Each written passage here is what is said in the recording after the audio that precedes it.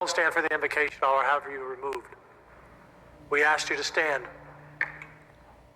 I've never seen a gallery ever have any members in my 17 years of people who refuse to stand for the invocation. It will not be tolerated. So to explain this situation in greater detail, the invocation was done for the Senate at the, it's an interfaith invocation, but we know it's Christian based, but it's an interfaith invocation done at the Texas Senate. There were members of the Senate, members of the gallery who did not stand for this invocation. After the prayer had been completed, this is when the threat was made by the Lieutenant Governor Patrick here. Now, there is supposed to be a separation of church and state. The separation of church and state merely says that the government will not set up a theocracy and that it cannot force religion onto people. This is the challenge that we are facing here in Texas.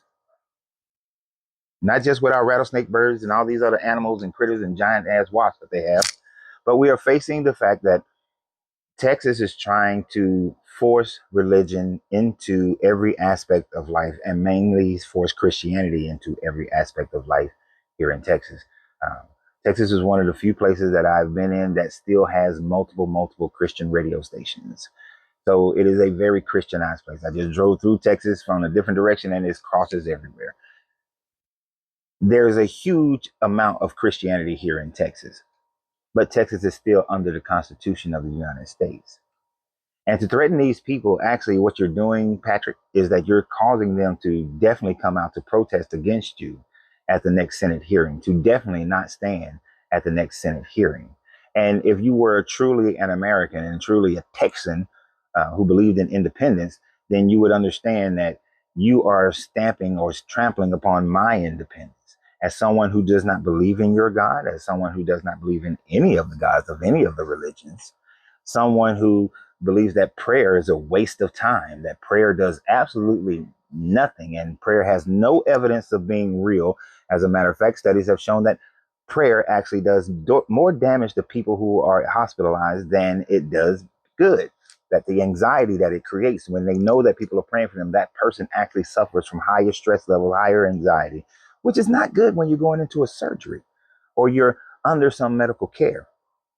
So I do not pray, nor will I stand for your prayer.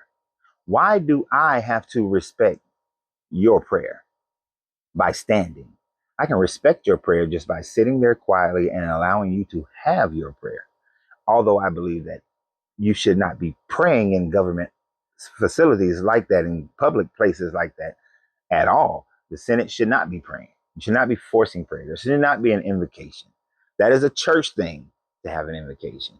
You get up there, you announce what the hell you're about to talk about, and you get to work. That's what you got elected for. You didn't get elected to stand up there and pray. There's no need for an invocation, right? This is not church. This is government.